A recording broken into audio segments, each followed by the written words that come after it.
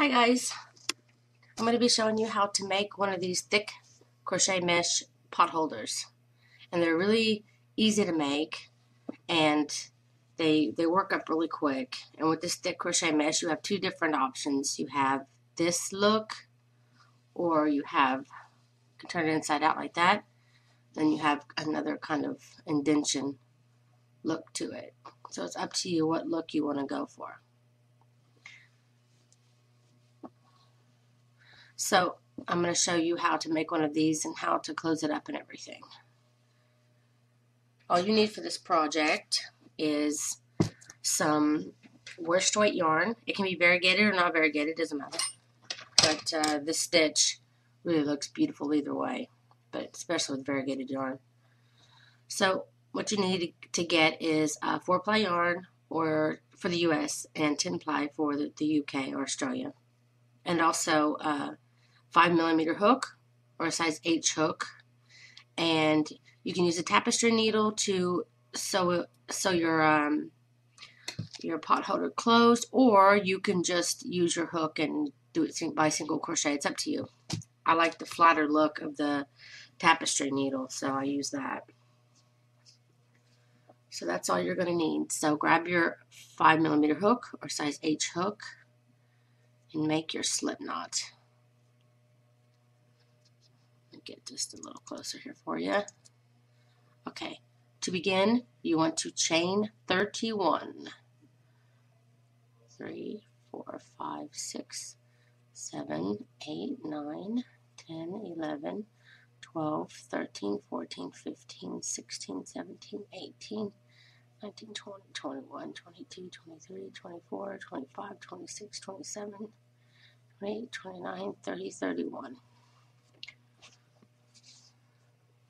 So once you get your 31 made, you want to start by going in through the second chain from the hook. So you have 31 now, but you're about to lose one just now. So you'll have a total of 30 stitches. So it's your first single crochet. Now work one single crochet all the way down. And like I said, at the end you should have 30 stitches. Okay, got my 30 done. Make sure to count your stitches. 2, 4, 6, 8, 10, 12, 14, 15, 16, 18, 20, 22, 24, 26, 28, 30. I'm counting funny. Confuse you. I confuse myself. Okay, what we want to do now is single crochet in that same stitch. This very last stitch, you want to single crochet in that again. So now you have 2 single crochets in this one. This last one, you want to pivot your work. Now you're going to be working in the bottom stitches here. But you already put one in this last chain. So now you want to move to the next stitch. So that first one was 1, and that's 2, 3. Just be working. I'm going underneath both of the stitches here. The other way, I only went under one of the chain. This one I'm using the other 2 parts of the chain. Anyway, make your way down here and count your stitches. You should have 30 going this way too, and a total of 60 all the way around. Okay, I've come to the end of my round, and I counted my stitches. I have 60. So to start round 2, this is my beginning stitch. I want to slip stitch into my beginning stitch, chain 1, and in that same stitch that you just slip stitched into, go back into that stitch and do a double crochet. And then chain 1. Then you'll want to skip 1 stitch. This is the stitch we just did, so you want to skip this one and go into this next one and also do a double crochet and chain 1. Skip 1 stitch and then double crochet and chain 1. You want to continue to do the double crochet and chain one, skipping one stitch in between all the way around. You want to go down this direction, then you're going to turn, pivot your work, and come back all the way to here. And then when you get to here, I will show you how to end the round. So just make sure that you are skipping only one stitch and that you're going into the next. Okay, coming to the end of my row. This is where we began. And I know it looks like there's 2 stitches here, but there really is only 1 stitch. The other one is where we slip stitched. So this was our last stitch. We slip stitched into this one, and it made what looks like another stitch here. But it's not, it's just a slip stitch. This double crochet is the actual stitch. So this is the only one you're going to be counting, is this top of the double crochet that we did. So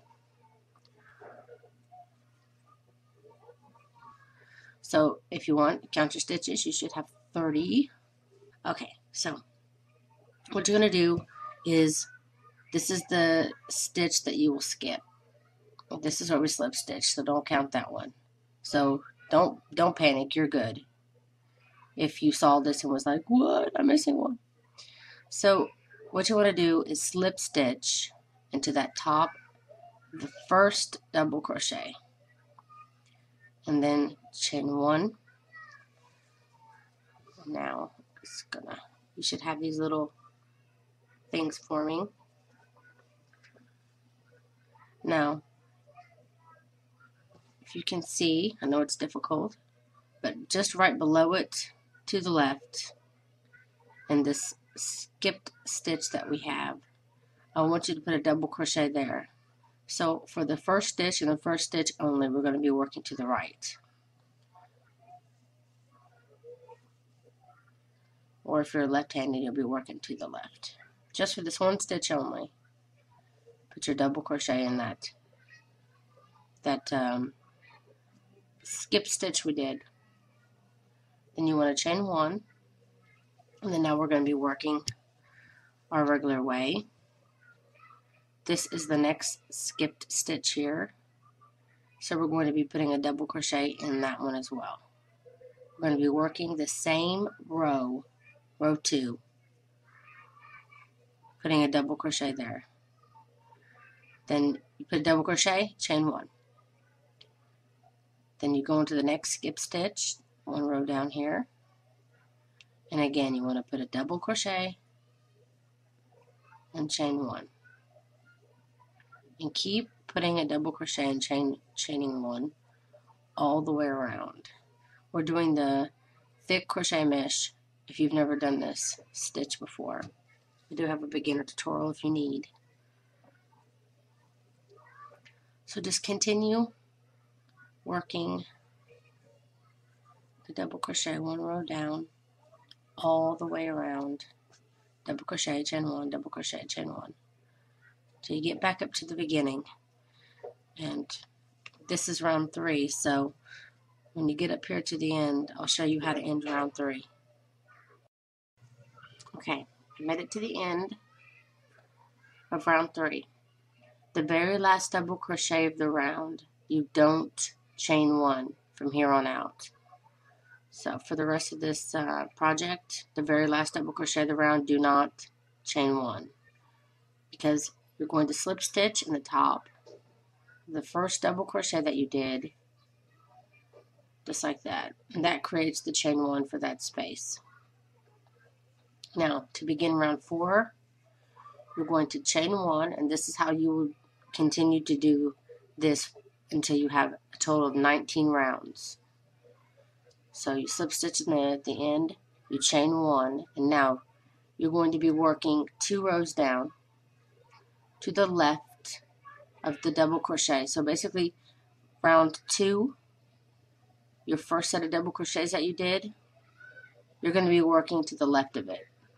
And then the next round, you're going to be working to the left of this double crochet, and so on and so forth. You're always going to be working down to the previous rows. You're always going to be skipping one round, which would be this one, and going down one more and putting a double crochet to the left of the double crochet down below. So you can find it by using your finger if you need. Again, for the first stitch of the round, you're going to be working to the right. So you want to go down and do your double crochet and chain 1 to the right there. And now I'm going to start working as normal to the left. Now you always want to put it 2 rows down to the left of the double crochet. And I know it may seem difficult, but once you get it down, the stitch is very easy to do. Just want to go down 2 rows, double crochet, chain 1. Skip over next one, double crochet and chain 1. You're just going to continue to do this for a total of 19 rounds. And you can count your rounds by counting your diagonal.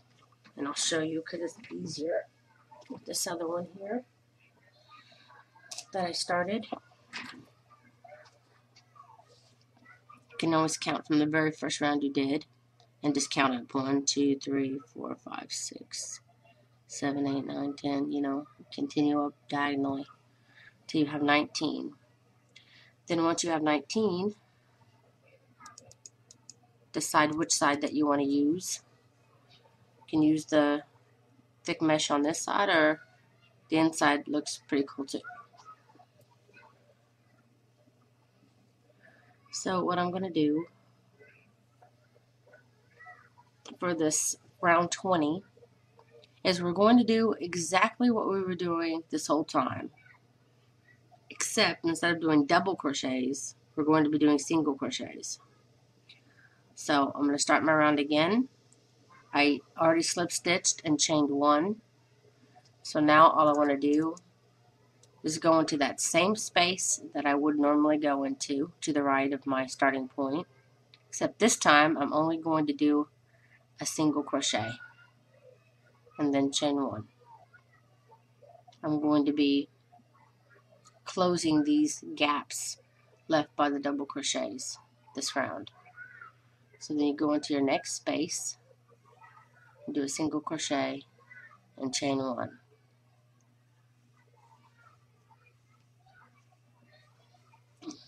Just continue that around for round 20. And then I can show you how to close this up. Oh, I forgot to tell you here on the last stitch, when you're ready to do your last stitch here, you can chain 1 on the last single crochet as usual. That's my last stitch here. You can chain 1 and or not, it's up to you. You just need to slip stitch into that beginning double crochet, the slip stitch, and then that's when it ends. And then you take your pot holder and fold it in half like that. It kind of goes naturally. And then this is where you can start single crocheting. You can slip stitch all the way up to here and then just slip stitch back and forth, or you can do the tapestry needle, which is what I'm going to do. Okay, I just got done my single crochets, and now you have an option to either go in through the opposite side and do a slip stitch like this, and continue going down each stitch to one side, then grab its equal on the other side and do a slip stitch, or single crochet. It's up to you. Slip stitches maybe flatter, I don't know. You could try it if you prefer, because some people just don't want to do the tapestry needle, which is fine. And if you're doing the single crochet method, then when you get to the very end here, just chain like 5 or 6, depending on how big of a loop you want, and then slip stitch to connect on this side. And then chain 1, cut your yarn, leaving yourself a bit of tail, and then work in your tail. And that'll also give you a loop, but you'll have a loop on the opposite side. So I'm going to go ahead and chain 1 and cut my yarn. And leave yourself quite a bit of yarn because you want to make a loop on the end.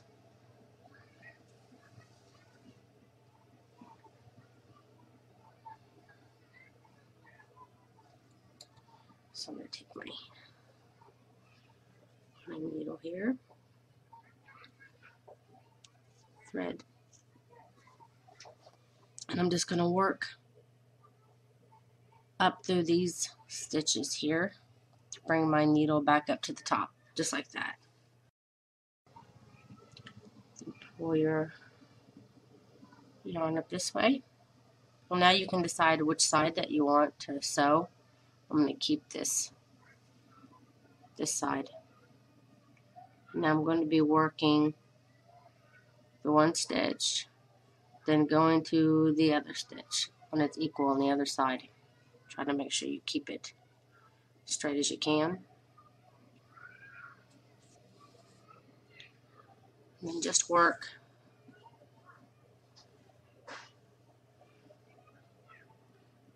leaving yourself a little bit of tail like this, a little bit of a hook. Don't pull your hook all the way tight.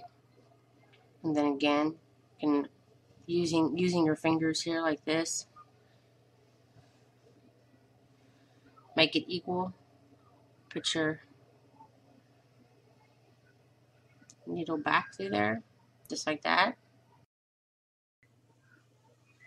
Then again, pull your yarn through, just like that. And then now if you want to make sure that your loops don't come loose, I just use both of them and tie a knot like that.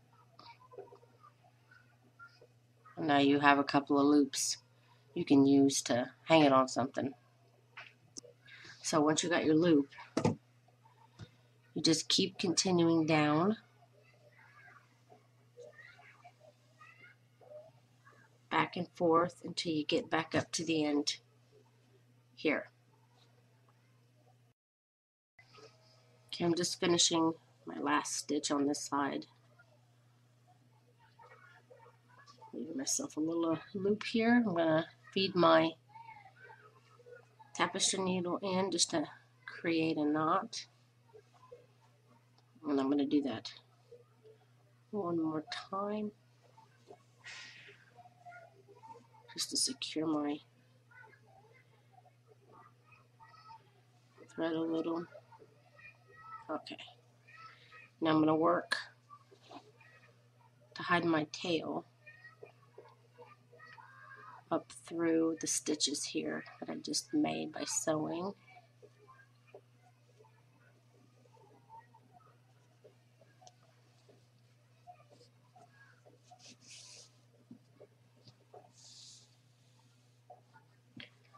Just like that. Tug it. Cut it down as close as you can to your project.